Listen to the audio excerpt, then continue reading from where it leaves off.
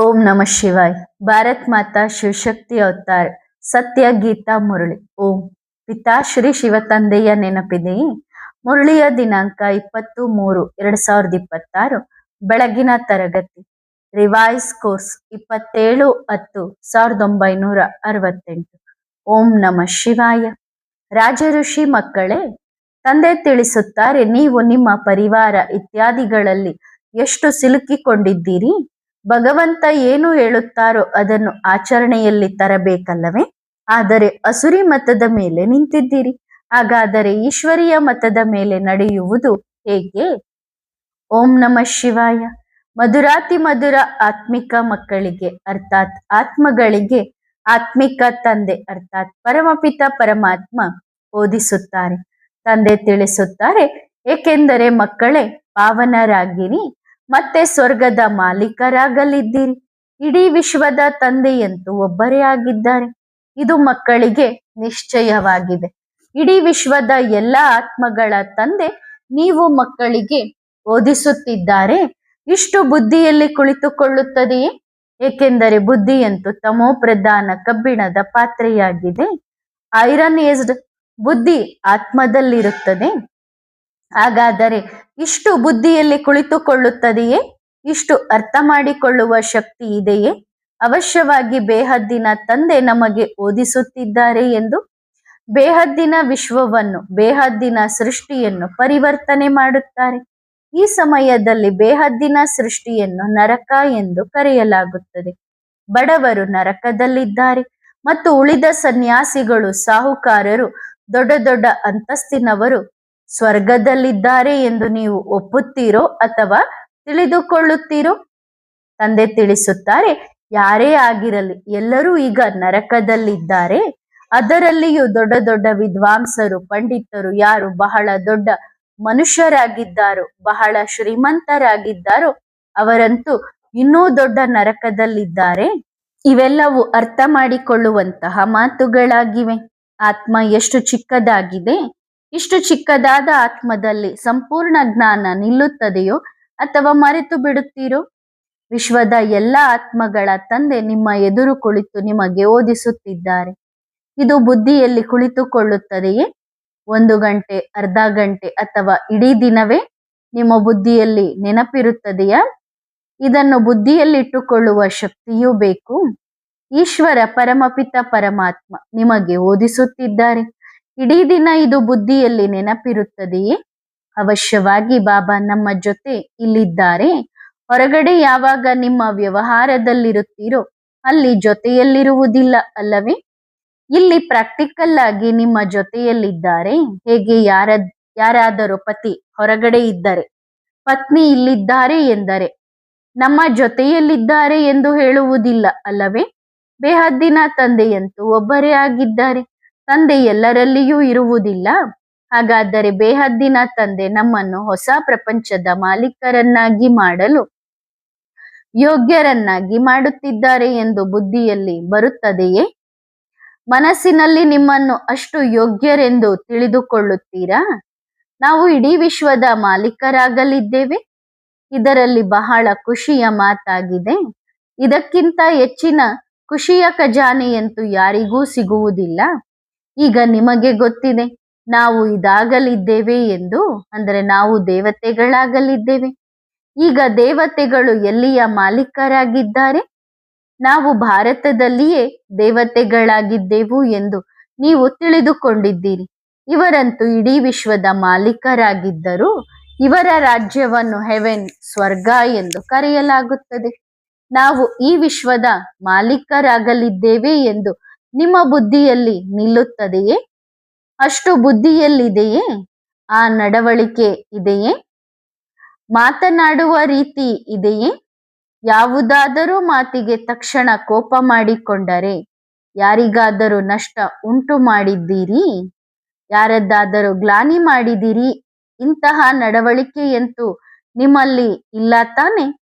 ಸತ್ಯಯುಗದಲ್ಲಿ ಇವರೆಲ್ಲರೂ ಯಾರ ಗ್ಲಾನಿಯೂ ಮಾಡುವುದಿಲ್ಲ. ಅಲ್ಲಿ ನಿಂದನೆಯ ಚೀಚಿ ವಿಚಾರಗಳಿರುವವರು ಇರುವುದೇ ಇಲ್ಲ. ತಂದೆಯಂತೂ ಮಕ್ಕಳನ್ನು ಎಷ್ಟು ಜೋರಾಗಿ ಎಬ್ಬಿಸುತ್ತಾರೆ, ಅಂದರೆ ಜಾಗೃತ ಮಾಡುತ್ತಾರೆ. ನೀವು ತಂದೆಯನ್ನು ನೆನಪು ಮಾಡಿದರೆ ನಿಮ್ಮ ಪಾಪಗಳು ನಾಶವಾಗುತ್ತವೆ. ನೀವು ಕೈ ಎತ್ತುತ್ತೀರಿ, ಆದರೆ ಇಂತಹ ಚಿಂತನೆ ಇದೆಯೇ? ತಂದೆ ಕುಳಿತು ಓದಿಸುತ್ತಾರೆ. ಇದು ಬುದ್ಧಿಯಿಂದ ಜೋರಾಗಿ ಬರುತ್ತದೆಯೇ? ಬಾಬಾ ತಿಳಿದುಕೊಂಡಿದ್ದಾರೆ. ಬಹಳಷ್ಟು ಮಕ್ಕಳು ಸೋಡಾ ವಾಟರ್ನಂತೆ ಆಗುತ್ತಾರೆ. ಎಲ್ಲರಿಗೂ ಅಷ್ಟು ಖುಷಿಯ ಪಾದರಸ ಏರುವುದಿಲ್ಲ.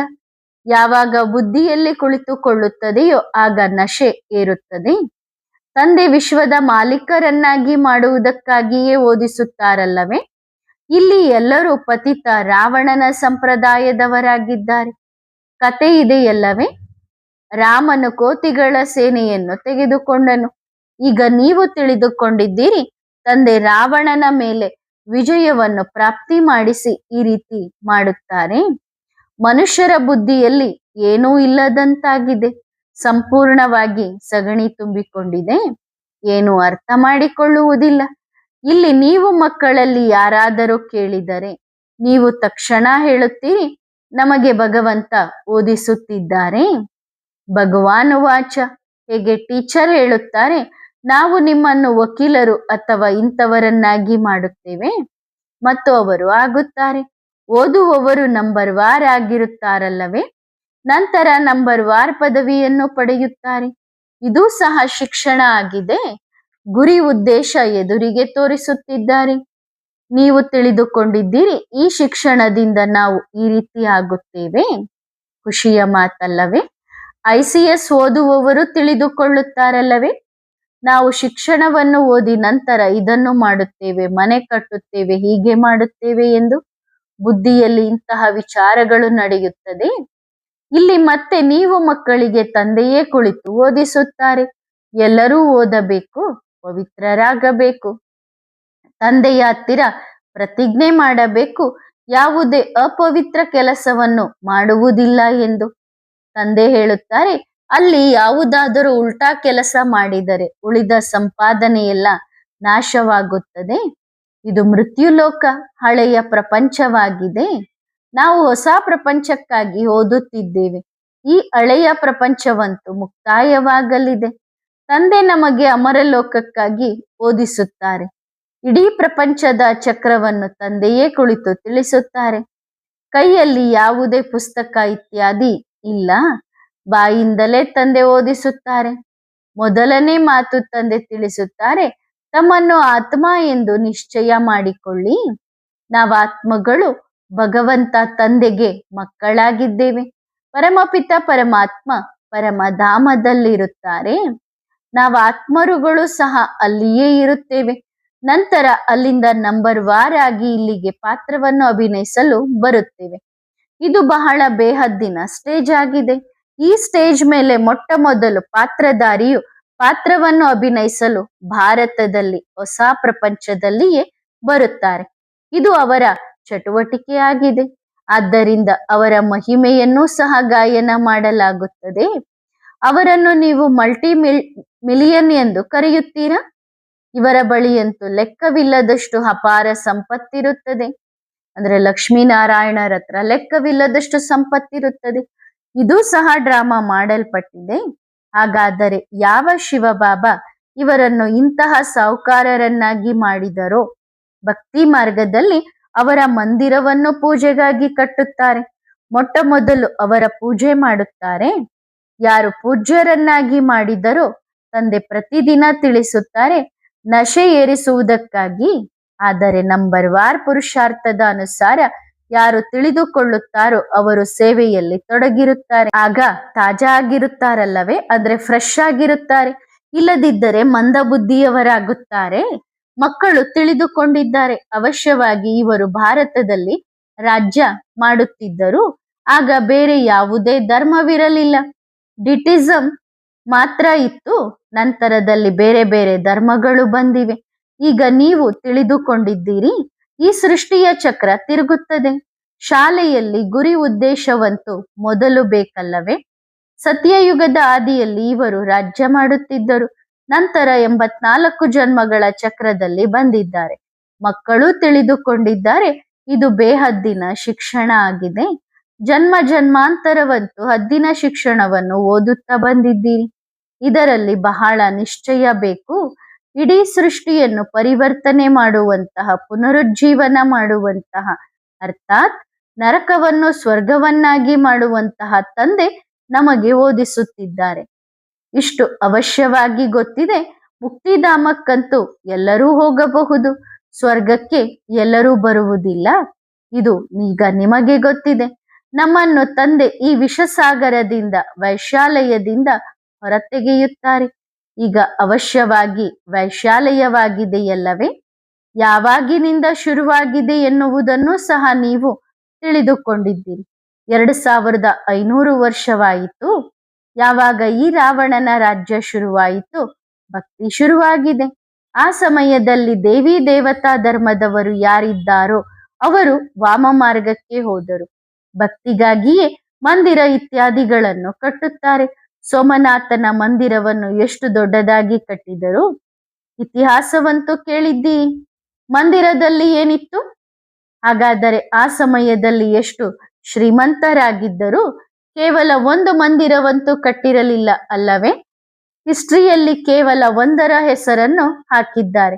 ಮಂದಿರವಂತೂ ಬಹಳಷ್ಟು ರಾಜರು ಕಟ್ಟುತ್ತಾರಲ್ಲವೇ? ಕೇವಲ ಒಂದು ಮಂದಿರವಂತೂ ಇರಲು ಸಾಧ್ಯವಿಲ್ಲ. ಒಬ್ಬರನ್ನು ನೋಡಿ ಪೂಜೆಯನ್ನು ಎಲ್ಲರೂ ಮಾಡುತ್ತಾರೆ. ಅನೇಕ ಮಂದಿರಗಳು ಇತ್ಯಾದಿ ಇರಬಹುದು, ಕೇವಲ ಒಂದನ್ನು ಲೂಟಿ ಮಾಡಿರಲಿಲ್ಲ. ಬೇರೆ ಬೇರೆ ಮಂದಿರಗಳು ಸಹ ಅದರ ಸುತ್ತಮುತ್ತ ಇರಬಹುದು, ಅವುಗಳನ್ನು ಲೂಟಿ ಮಾಡಿರುತ್ತಾರೆ. ಅಲ್ಲಿ ಹಳ್ಳಿಗಳು ದೂರ ದೂರ ಇರುವುದಿಲ್ಲ, ಒಂದಕ್ಕೊಂದು ಹತ್ತಿರವೇ ಇರುತ್ತವೆ. ಏಕೆಂದರೆ ಅಲ್ಲಿ ಟ್ರೈನ್ ಇತ್ಯಾದಿ ಇರುವುದಿಲ್ಲ. ಬಹಳ ಹತ್ತಿರ ಒಂದಕ್ಕೊಂದು ಇರುತ್ತಿರಬಹುದು. ನಂತರ ನಿಧಾನವಾಗಿ ಸೃಷ್ಟಿ ವಿಸ್ತಾರವಾಗುತ್ತಾ ಹೋಗುತ್ತದೆ. ಈಗ ನೀವು ಮಕ್ಕಳು ಓದುತ್ತಿದ್ದೀರಿ. ಅತಿ ದೊಡ್ಡ ತಂದೆ ನಿಮಗೆ ಓದಿಸುತ್ತಿದ್ದಾರೆ. ಈ ನಶೆಯಂತೂ ಇರಬೇಕಲ್ಲವೇ? ಮನೆಯಲ್ಲಿಯೂ ಸಹ ಎಂದಿಗೂ ಅಳಬಾರದು. ಇಲ್ಲಿಯೇ ನೀವು ದೈವಿ ಗುಣಗಳನ್ನು ಧಾರಣೆ ಮಾಡಿಕೊಳ್ಳಬೇಕು. ಈ ಪುರುಷೋತ್ತಮ ಸಂಗಮ ಯುಗದಲ್ಲಿ ನೀವು ಮಕ್ಕಳಿಗೆ ಓದಿಸಲಾಗುತ್ತದೆ. ಇದು ಮಧ್ಯದ ಸಮಯವಾಗಿದೆ. ಯಾವಾಗ ನೀವು ಚೇಂಜ್ ಆಗುತ್ತೀರೋ, ಹಳೆಯ ಪ್ರಪಂಚದಿಂದ ಹೊಸ ಪ್ರಪಂಚಕ್ಕೆ ಹೋಗಬೇಕಿದೆ. ಈಗ ನೀವು ಪುರುಷೋತ್ತಮ ಸಂಗಮ ಯುಗದಲ್ಲಿ ಓದುತ್ತಿದ್ದೀರಿ. ಭಗವಂತ ನಿಮಗೆ ಓದಿಸುತ್ತಿದ್ದಾರೆ. ಇಡೀ ಪ್ರಪಂಚವನ್ನು ಪರಿವರ್ತನೆ ಮಾಡುತ್ತಾರೆ. ಹಳೆಯದನ್ನು ಹೊಸದನ್ನಾಗಿ ಮಾಡುತ್ತಾರೆ. ಯಾವ ಹೊಸ ಪ್ರಪಂಚದ ಮಾಲೀಕರಾಗಿ ನೀವು ಮತ್ತೆ ಆಗಬೇಕಿದೆ. ಅಂದ್ರೆ ಅದೇ ಹೊಸ ಪ್ರಪಂಚದ ಮಾಲೀಕರು. ಯಾವ ಹೊಸ ಪ್ರಪಂಚ ಇತ್ತು ಆ ಪ್ರಪಂಚಕ್ಕೆ ಮತ್ತೆ ನೀವು ಮಾಲೀಕರು ಆಗಬೇಕಿದೆ. ತಂದೆ ನಿಮಗೆ ಯುಕ್ತಿಯನ್ನು ತಿಳಿಸಲು ಬಂದಾಯಮಾನರಾಗಿದ್ದಾರೆ. ಹಾಗಾದರೆ ಮತ್ತೆ ನೀವು ಮಕ್ಕಳು ಸಹ ಅದನ್ನು ಆಚರಣೆಯಲ್ಲಿ ತರಬೇಕು. ಇದನ್ನು ನೀವು ತಿಳಿದುಕೊಂಡಿದ್ದೀರಿ. ಏನೆಲ್ಲ ಪರಿವರ್ತನೆ ಆಯಿತು ಅದು ಸಹ ಅಕ್ಯುರೇಟ್ ಡ್ರಾಮಾ. ಬಲೆ ಬಾಯಿಂದ ಇದು ನಾಟಕ ಎಂದು ಹೇಳುತ್ತಾರೆ, ಆದರೆ ಅರ್ಥ ಮಾಡಿಕೊಳ್ಳುವುದಿಲ್ಲ. ನಮ್ಮ ರಾಜಧಾನಿ ಇತ್ತು ಎಂದು ನೀವೇನು ತಿಳಿದುಕೊಂಡಿರಲಿಲ್ಲ. ಈಗ ತಂದೆ ತಿಳಿಸಿದ್ದಾರೆ, ರಾವಣನ ರಾಜ್ಯದಿಂದ ನೀವು ಬಹಳ ದುಃಖಿಯಾಗಿದ್ದೀರಿ. ಇದನ್ನು ವಿಕಾರಿ ಪ್ರಪಂಚ ಎಂದೇ ಕರೆಯಲಾಗುತ್ತದೆ. ದೇವಿ ದೇವತೆಗಳು ಸಂಪೂರ್ಣ ನಿರ್ವಿಕಾರಿಗಳಾಗಿದ್ದಾರೆ. ತಮ್ಮನ್ನು ವಿಕಾರಿ ಎಂದು ಹೇಳಿಕೊಳ್ಳುತ್ತಾರೆ. ಈಗ ಈ ರಾವಣನ ರಾಜ್ಯ ಯಾವಾಗಿನಿಂದ ಶುರುವಾಯಿತು ಎಂದು ಯಾರಿಗಾದರೂ ಸ್ವಲ್ಪವಾದರೂ ಗೊತ್ತಿದೆಯೇ? ಇಲ್ಲ. ಬುದ್ಧಿ ಸಂಪೂರ್ಣವಾಗಿ ತಮೋಪ್ರಧಾನವಾಗಿದೆ. ಬೇಹದ್ದಿನ ತಂದೆಯ ನಿಂದನೆ ಮಾಡುತ್ತಾರೆ. ಅವರು ಪರಮಾತ್ಮ ಸರ್ವವ್ಯಾಪಿ ಎಂದು ಹೇಳುತ್ತಾರೆ. ಏನನ್ನೂ ಅರ್ಥ ಮಾಡಿಕೊಳ್ಳುವುದಿಲ್ಲ. ಅವರ ಹೆಸರೇ ಕಲ್ಲಿನ ಬುದ್ಧಿಯಾಗಿದೆ. ಪಾರಸ ಬುದ್ಧಿಯವರು ಸತ್ಯಯುಗದಲ್ಲಿದ್ದರು. ಆಗ ವಿಶ್ವದ ಮಾಲೀಕರಾಗಿದ್ದರು, ಅಪಾರ ಸುಖಿಯಾಗಿದ್ದರು. ಅವರ ಹೆಸರೇ ಸುಖಧಾಮ. ಇಲ್ಲಿಯಂತೂ ಅಪಾರ ದುಃಖವಿದೆ. ಸುಖದ ಪ್ರಪಂಚ ಮತ್ತು ದುಃಖದ ಪ್ರಪಂಚ ಹೇಗಿದೆ ಇದನ್ನು ಸಹ ತಂದೆ ತಿಳಿಸುತ್ತಾರೆ. ಸುಖ ಎಷ್ಟು ಸಮಯ, ದುಃಖ ಎಷ್ಟು ಸಮಯ ನಡೆಯುತ್ತದೆ. ಮನುಷ್ಯರು ಏನೂ ತಿಳಿದುಕೊಂಡಿಲ್ಲ. ನಿಮ್ಮಲ್ಲಿಯೂ ಸಹ ನಂಬರ್ ವಾರ್ ಆಗಿ ತಿಳಿದುಕೊಳ್ಳುತ್ತಿರುತ್ತಾರೆ. ತಿಳಿಸುವವರು ಬೇಹದ್ದಿನ ತಂದೆಯಾಗಿದ್ದಾರೆ. ಕೃಷ್ಣನನ್ನು ಬೇಹದ್ದಿನ ತಂದೆ ಎಂದು ಕರೆಯುವುದಿಲ್ಲ ಅಲ್ಲವೇ? ಮನಸ್ಸಿಗೆ ಅನಿಸುವುದೇ ಇಲ್ಲ. ಆದರೆ ಯಾರನ್ನು ತಂದೆ ಎಂದು ಕರೆಯುತ್ತಾರೆ? ಹಾಗಾಗಿ ಶಾಸ್ತ್ರಗಳಲ್ಲಿ ಕೃಷ್ಣನ ಹೆಸರನ್ನು ಸೇರಿಸಿದ್ದಾರೆ. ತಂದೆ ಹೇಳುತ್ತಾರೆ, ನನ್ನೊಬ್ಬನನ್ನೇ ನೆನಪು ಮಾಡಿರಿ. ಕೃಷ್ಣನು ಹೀಗೆ ಹೇಳಲು ಸಾಧ್ಯವಿಲ್ಲ. ಈಗ ನೀವು ತಿಳಿದುಕೊಂಡಿದ್ದೀರಿ, ಮನುಷ್ಯರಿಗೆ ಏನೂ ಗೊತ್ತಿಲ್ಲ, ಸಂಪೂರ್ಣವಾಗಿ ಕನಿಷ್ಠ ಬುದ್ಧಿಯವರಾಗಿದ್ದಾರೆ. ಎಲ್ಲರೂ ಪುಕ್ಕಟೆಯಾಗಿ ತಿನ್ನುತ್ತಾರೆ. ಭಕ್ತಿ ಮಾರ್ಗದಲ್ಲಿ ಎಲ್ಲವೂ ಸುಳ್ಳೇ ಆಗಿದೆ. ನಿಂದನೆಯನ್ನು ಮಾಡುತ್ತಿರುತ್ತಾರೆ. ಇದು ಸಹ ಒಂದು ಆಟ ಮಾಡಲ್ಪಟ್ಟಿದೆ. ತಂದೆ ಸ್ವತಃ ಹೇಳುತ್ತಾರೆ, ನೀವು ನನಗೆ ಬೈಯುತ್ತಾ ಬಂದಿದ್ದೀರಿ ಅಲ್ಲವೇ, ಅಂದರೆ ನಿಂದನೆ ಮಾಡುತ್ತಾ ಬಂದಿದ್ದೀರಿ. ಭಗವಂತನಿಗಾಗಿ ಏನೇನೋ ಹೇಳುತ್ತೀರಿ, ಕಚ್ಚಾವತಾರ ಮಚ್ಚಾವತಾರ. ಎಷ್ಟು ಕೊಳಕು ಭ್ರಷ್ಟ ಬುದ್ಧಿಯವರಾಗಿದ್ದೀರಿ. ಯಾರನ್ನು ಕರೆಯುತ್ತೀರೋ ಆ ತಂದೆಗೆನೆ ನಿಂದನೆ ಮಾಡಿದ್ದೀರಿ.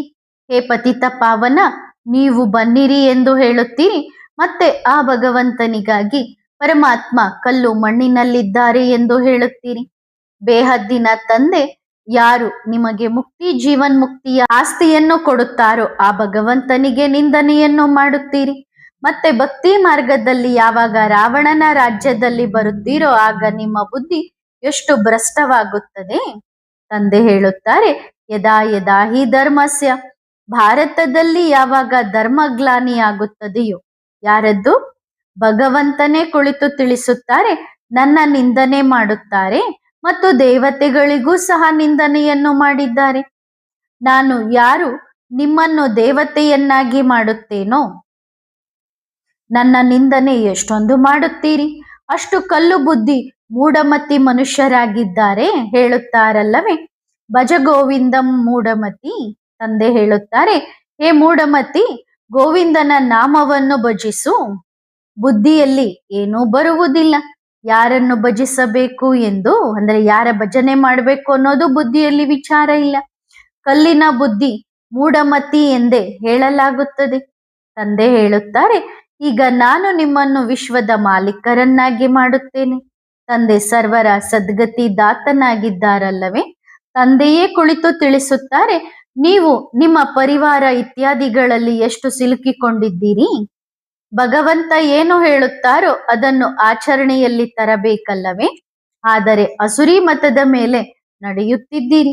ಹಾಗಾದರೆ ಈಶ್ವರೀಯ ಮತದ ಮೇಲೆ ನಡೆಯುವುದು ಹೇಗೆ? ಗೋವಿಂದ ಯಾರು, ಯಾವ ವಸ್ತು ಎಂಬುದನ್ನು ಸಹ ತಿಳಿದುಕೊಂಡಿಲ್ಲ. ತಂದೆ ತಿಳಿಸುತ್ತಾರೆ, ನೀವು ಹೇಳುತ್ತೀರಿ, ಬಾಬಾ ನೀವು ಅನೇಕ ಬಾರಿ ನಮಗೆ ತಿಳಿಸಿದ್ದೀರಿ. ಇದು ಸಹ ಡ್ರಾಮಾದಲ್ಲಿ ನೋಂದಾಯಿಸಲ್ಪಟ್ಟಿದೆ. ಬಾಬಾ, ನಾವು ಮತ್ತೆ ನಿಮ್ಮಿಂದ ಈ ಆಸ್ತಿಯನ್ನು ಪಡೆಯುತ್ತಿದ್ದೇವೆ. ನರನಿಂದ ನಾರಾಯಣ ಅವಶ್ಯವಾಗಿ ಆಗುತ್ತೇವೆ. ವಿದ್ಯಾರ್ಥಿಗಳಿಗೆ ಶಿಕ್ಷಣದ ನಶೆ ಇರುತ್ತದಲ್ಲವೇ, ನಾವು ಓದಿ ಈ ರೀತಿ ಆಗುತ್ತೇವೆ ಈ ರೀತಿ ಆಗುತ್ತೇವೆ ಎಂದು. ಹಾಗೆಯೇ ನೀವು ಮಕ್ಕಳಿಗೂ ನಿಶ್ಚಯವಿರುತ್ತದೆ, ನಾವು ಈ ಶಿಕ್ಷಣವನ್ನ ಓದಿ ಲಕ್ಷ್ಮೀನಾರಾಯಣರಂತೆ ಆಗುತ್ತೇವೆ ಎಂದು. ಈಗ ತಂದೆ ಹೇಳುತ್ತಾರೆ, ನೀವು ಸರ್ವಗುಣ ಸಂಪನ್ನರಾಗಬೇಕು. ಯಾರ ಮೇಲೂ ಕ್ರೋಧ ಇತ್ಯಾದಿ ಮಾಡಬಾರದು. ದೇವತೆಗಳಲ್ಲಿ 5 ವಿಕಾರಗಳು ಇರುವುದೇ ಇಲ್ಲ. ಶ್ರೀಮತದಂತೆ ನಡೆಯಬೇಕು. ಶ್ರೀಮತ ಮೊಟ್ಟ ಮೊದಲು ಹೇಳುತ್ತದೆ, ತಮ್ಮನ್ನು ಆತ್ಮ ಎಂದು ತಿಳಿದುಕೊಳ್ಳಿ. ನೀವು ಆತ್ಮಗಳು ಪರಮಧಾಮದಿಂದ ಇಲ್ಲಿ ಪಾತ್ರವನ್ನು ಅಭಿನಯಿಸಲು ಬಂದಿದ್ದೀರಿ. ಈ ನಿಮ್ಮ ಶರೀರ ವಿನಾಶಿಯಾಗಿದೆ, ಆತ್ಮ ಅಂತೂ ಅವಿನಾಶಿಯಾಗಿದೆ ಅಲ್ಲವೇ.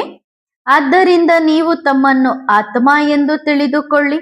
ನಾನು ಆತ್ಮ ಪರಮಧಾಮದ ನಿವಾಸಿಯಾಗಿದ್ದೇನೆ. ಇಲ್ಲಿ ಪಾತ್ರವನ್ನು ಅಭಿನಯಿಸಲು ಬಂದಿದ್ದೇವೆ. ಈಗ ಇಲ್ಲಿ ದುಃಖಿಗಳಾದಾಗ ಹೇಳುತ್ತಾರೆ, ಮುಕ್ತಿಧಾಮಕ್ಕೆ ಹೋಗೋಣ ಎಂದು. ಆದರೆ ನಿಮ್ಮನ್ನು ಪಾವನರನ್ನಾಗಿ ಯಾರು ಮಾಡುತ್ತಾರೆ? ಕರೆಯುವುದು ಸಹ ಆ ಒಬ್ಬ ತಂದೆಯನ್ನೇ, ಹೇ ತಂದೆ ನೀನು ಬಾ ಎಂದು. ಹಾಗಾದರೆ ಆ ಒಬ್ಬ ತಂದೆಯೇ ಹೇಳುತ್ತಾರೆ, ಹೇ ನನ್ನ ಮಧುರಾತಿ ಮಧುರ ಮಕ್ಕಳೇ, ತಮ್ಮನ್ನು ಆತ್ಮ ಎಂದು ತಿಳಿದುಕೊಳ್ಳಿ, ದೇಹ ಎಂದು ತಿಳಿದುಕೊಳ್ಳಬೇಡಿ. ನಾನು ಆತ್ಮಗಳಿಗೆ ತಿಳಿಸುತ್ತೇನೆ. ಆತ್ಮವೇ ಕರೆಯುತ್ತದೆ, ಹೇ ಪತಿತ ಪಾವನ, ನೀನು ಬಂದು ನಮ್ಮನ್ನು ಪಾವನರನ್ನಾಗಿ ಮಾಡು. ಭಾರತದಲ್ಲಿಯೇ ಪಾವನರಾಗಿದ್ದರು, ಈಗ ಮತ್ತೆ ಕರೆಯುತ್ತಾರೆ, ಪಾವನರನ್ನಾಗಿ ಮಾಡಿ ಸುಖಧಾಮಕ್ಕೆ ಕರೆದುಕೊಂಡು ಹೋಗು ಎಂದು. ಕೃಷ್ಣನ ಜೊತೆ ನಿಮ್ಮ ಪ್ರೀತಿಯೂ ಇದೆ. ಕೃಷ್ಣನಿಗಾಗಿ ಅತಿ ಹೆಚ್ಚು ವ್ರತ ನಿಯಮ ಇತ್ಯಾದಿಗಳನ್ನು ಕುಮಾರಿಯರು ಮಾತೆಯರು ಮಾಡುತ್ತಾರೆ. ನಿರ್ಜಲವಾಗಿರುತ್ತಾರೆ. ಕೃಷ್ಣಪುರಿ ಅರ್ಥಾತ್ ಸತ್ಯಯುಗಕ್ಕೆ ಹೋಗೋಣ ಎಂದು. ಆದರೆ ಜ್ಞಾನವಿಲ್ಲದ ಕಾರಣ ಬಹಳ ಹಠ ಇತ್ಯಾದಿ ಮಾಡುತ್ತಾರೆ. ನಿರ್ಜಲವಾಗಿರುತ್ತಾರೆ. ಇಷ್ಟೆಲ್ಲ ಮಾಡುತ್ತಾರೆ. ಯಾರಿಗಾದರೂ ದಾರಿಯನ್ನು ತೋರಿಸುವುದಕ್ಕಾಗಿ ಸ್ವತಃ ಕೃಷ್ಣಪುರಿ ಇತ್ಯಾದಿಗಳಲ್ಲಿ ಹೋಗುವುದಕ್ಕಾಗಿ ಈ ದಾರಿ ಇತ್ಯಾದಿಗಳನ್ನು ತೋರಿಸುತ್ತಾರೆ. ಹಠಯೋಗ ಇತ್ಯಾದಿಗಳನ್ನು ಮಾಡುತ್ತಾರೆ. ನಿಮ್ಮನ್ನು ಯಾರೂ ತಡೆಯುವುದಿಲ್ಲ. ಯಾರನ್ನು ನೀವು ತೊಂದರೆ ಮಾಡುವುದಿಲ್ಲ. ಅವರು ಸರ್ಕಾರದ ಮುಂದೆ ಉಪವಾಸ ಇತ್ಯಾದಿ ಮಾಡುತ್ತಾರೆ. ಹಠ ಮಾಡುತ್ತಾರೆ ತೊಂದರೆ ಕೊಡುವುದಕ್ಕಾಗಿ. ನೀವು ಯಾರ ಬಳಿಯೂ ಧರಣಿ ಕೂರುವಂತಿಲ್ಲ. ಯಾರೂ ನಿಮಗೆ ಕಲಿಸಿಲ್ಲ. ನೀವೇ ಪರಸ್ಪರ ಸೇರಿ ನಡೆಯುತ್ತೀರಿ. ಶ್ರೀಕೃಷ್ಣನಂತೂ ಸತ್ಯಯುಗದ ಮೊದಲ ರಾಜಕುಮಾರ ಆಗಿದ್ದಾನೆ. ಆದರೆ ಇದು ಯಾರಿಗೂ ಗೊತ್ತಿಲ್ಲ. ಕೃಷ್ಣನನ್ನು ಅವರು ದ್ವಾಪರ ಯುಗಕ್ಕೆ ಕರೆದುಕೊಂಡು ಹೋಗಿದ್ದಾರೆ. ಅಂದರೆ ಕೃಷ್ಣ ದ್ವಾಪರ ಯುಗದಲ್ಲಿರ್ತಾನೆ ಅಂತ. ಅಷ್ಟು ದೊಡ್ಡ ದೊಡ್ಡ ವಿದ್ವಾಂಸರು ಇತ್ಯಾದಿ ಯಾರಿಗೆ ಅಷ್ಟೊಂದು ಶಿಷ್ಯರು ಇತ್ಯಾದಿ ಆಗುತ್ತಾರೋ ಅವರು ಏನು ಅರ್ಥ ಮಾಡಿಕೊಂಡಿಲ್ಲ. ಗಾಯನವಿದೆಯಲ್ಲವೇ, ಯಾವ ಗುರು ಕುರುಡನಾಗಿದ್ದಾನೋ ಅವಂತಹ ಗುರುಗಳ ಶಿಷ್ಯರು ಸತ್ಯನಾಶವಾಗುತ್ತದೆ. ಗುರುವಿನ ಸತ್ಯನಾಶ ಆಗುತ್ತದೆ ಅಂದ ಮೇಲೆ ಶಿಷ್ಯರುಗಳದ್ದು ಸಹ ಸತ್ಯನಾಶವಾಗಿದೆ. ತಂದೆಯೇ ತಿಳಿಸುತ್ತಾರೆ, ಮಧುರಾತಿ ಮಧುರ ಮಕ್ಕಳೇ, ಜ್ಞಾನ ಮತ್ತು ಭಕ್ತಿ ಎರಡು ಬೇರೆ ಬೇರೆ ವಸ್ತುಗಳಾಗಿವೆ. ಜ್ಞಾನವು ಹಗಲಾಗಿದೆ, ಭಕ್ತಿಯು ರಾತ್ರಿಯಾಗಿದೆ. ಯಾರದ್ದು? ಬ್ರಹ್ಮನ ಹಗಲು ಜ್ಞಾನ, ಬ್ರಹ್ಮನ ರಾತ್ರಿ ಭಕ್ತಿ. ಆದರೆ ಇದರ ಅರ್ಥವನ್ನು ಗುರುವೂ ಅರ್ಥ ಮಾಡಿಕೊಳ್ಳುವುದಿಲ್ಲ, ಶಿಷ್ಯರು ಅರ್ಥ ಮಾಡಿಕೊಳ್ಳುವುದಿಲ್ಲ. ಹಾಗಾಗಿ ಯಾವ ಗುರು ಕುರುಡನಾಗಿದ್ದಾನೋ ಅಂತ ಶಿಷ್ಯರುಗಳ ಸತ್ಯನಾಶವಾಗುತ್ತದೆ ಎಂದು ಹೇಳಲಾಗುತ್ತದೆ ತಾನೆ. ಒಳ್ಳೆಯದು. ಆತ್ಮಿಕ ಮಾತ್ ಪಿತಾ ಬಾಪ್ ದಾದಾರವರ ಆತ್ಮಿಕ ಮಕ್ಕಳಿಗೆ ನೆನಪು, ಪ್ರೀತಿ ಮತ್ತು ನಮಸ್ತೆ. ಆತ್ಮಿಕ ಮಕ್ಕಳು ಆತ್ಮಿಕ ತಂದೆಗೆ ಮಾಡುವ ನಮಸ್ತೆ ನಮಸ್ತೆ ನಮಸ್ತೆ. ಶುಕ್ರಿಯಾ ಬಾಬಾ, ಧನ್ಯವಾದ. ವರದಾನ: ಸಮರ್ಥ ಭವ. ಸಹಜಯೋಗಿ ಮಕ್ಕಳು ನಡೆಯುತ್ತಾ ನಡೆಯುತ್ತಾ ಕೆಲವೊಮ್ಮೆ ಸುಸ್ತಾಗುತ್ತಾರೆ, ನಿರಾಶೆಗೊಳಗಾಗುತ್ತಾರೆ, ಭರವಸೆಯನ್ನು ಕಳೆದುಕೊಳ್ಳುತ್ತಾರೆ. ಹಾಗಾಗಿ ಕೆಲವೊಮ್ಮೆ ನಿಂತು ಬಿಡುತ್ತಾರೆ. ಏಕೆ? 1 ಸೆಕೆಂಡಿನ ಸಹಜ ಸಾಧನ ಅಥವಾ ಯಾವುದೇ ವಿಘ್ನದಿಂದ ಮುಕ್ತರಾಗುವ ಯುಕ್ತಿಯಾಗಿದೆ ಸ್ವಯಂನ ಸ್ವರೂಪ ಅರ್ಥಾತ್ ಆತ್ಮಿಕ ಜ್ಯೋತಿ ಸ್ವರೂಪ ಮತ್ತು ಕರ್ಮದಲ್ಲಿ ನಿಮಿತ್ತ ಭಾವದ ಸ್ವರೂಪ. ಈ ಡಬಲ್ ಲೈಟ್ ಸ್ವರೂಪವು ಸೆಕೆಂಡಿನಲ್ಲಿ ಹೈ ಜಂಪ್ ಮಾಡಿಸುವಂತಹದ್ದಾಗಿದೆ. ಆದರೆ ಸಹಜ ಮಾರ್ಗವನ್ನು ಸ್ವಲ್ಪ ಮಟ್ಟಿನ ವಿಸ್ಮೃತಿಯ ಕಾರಣ ಅಷ್ಟು ಕಷ್ಟಕರವನ್ನಾಗಿ ಮಾಡಿಕೊಳ್ಳುತ್ತೀರಿ. ಇದರಿಂದ ಸ್ವತಃ ನೀವೇ ಸುಸ್ತಾಗುತ್ತೀರಿ. ಒಳ್ಳೆಯದು. ಓಂ ನಮಃ ಶಿವಾಯ.